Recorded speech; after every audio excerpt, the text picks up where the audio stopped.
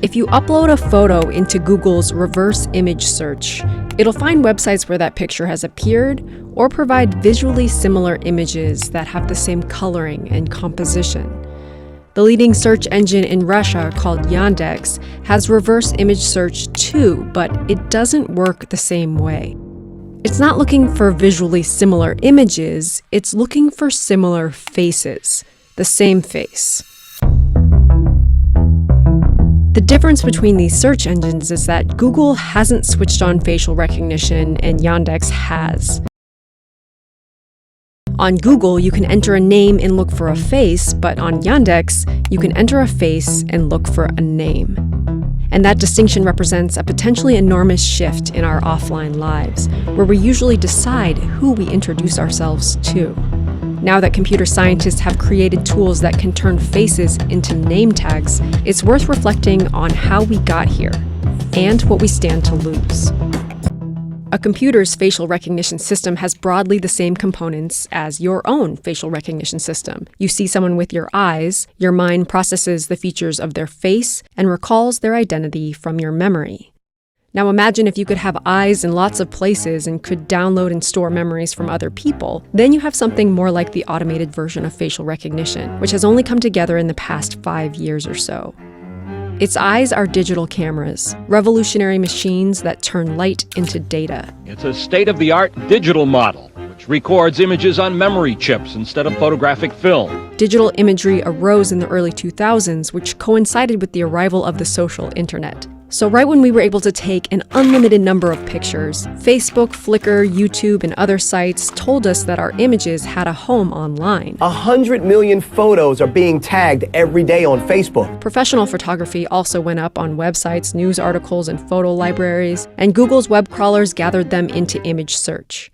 And then the computer vision researchers went to work.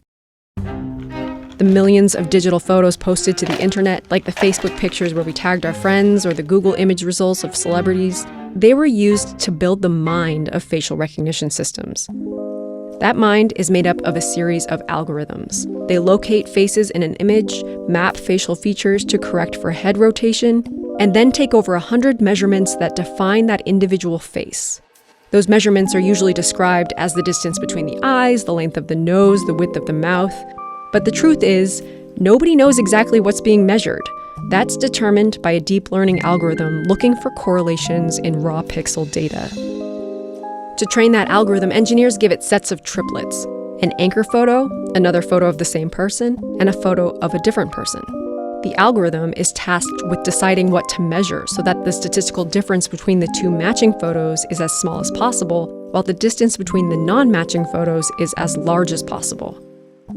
These algorithms are refined through millions of examples, but they still don't perform equally well on all types of people or all types of photos. That hasn't stopped them from being packaged and distributed as ready-to-use software. But whoever uses that software won't be able to identify you until you're in their database of known faces. That's the memory of the system, and it's separate from the training images.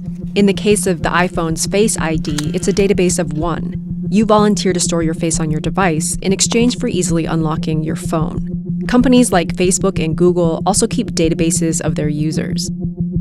But it's governments that typically have access to the largest databases of names and faces. So facial recognition significantly expands the power of the state.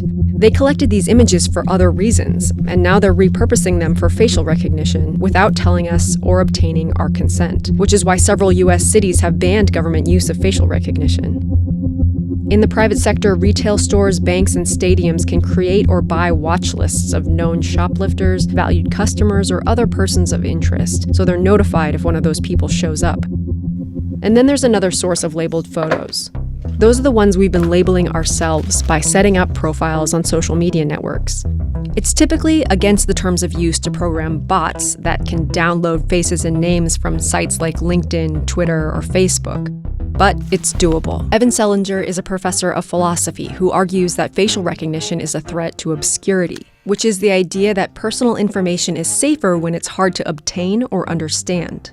So we have natural sort of limitations in what we can perceive and what we can hear.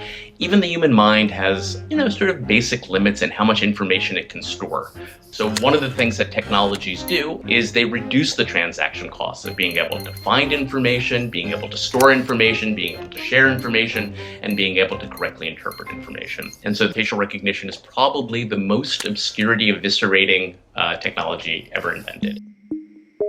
We don't have to imagine how this could play out. It's already happening with photos from the Russian social media network VK. Eric Toller, a journalist who covers Europe for Bellingcat, showed me how it works with a random video of Russian soccer fans picking fights in Poland. There's about 10 or so of these soccer hooligans in this video, and for like every single one of them, find their profiles on VK. Okay, I'll get this guy in the background. Okay, let me save him. There we go. Okay, so yeah, here's the first result, this guy. So if you click the photo here, it'll take you directly to the photos link. And here he is. I think he's wearing the same shirt. Wow. Yeah, he's wearing the same shirt even. This is him too. So this is probably like his buddy who uploaded a photo. Yeah, so this is probably this guy, his profile, and here's his buddy right here. Yeah, so here he is during a baptism, probably. And the photo you uploaded is not like particularly clear or high resolution. No, not at all, right? It's just like, it's probably like a 200 by 100. So it is kind of, it does feel weird when you do this and you have access to way more information than you should, is what it feels like.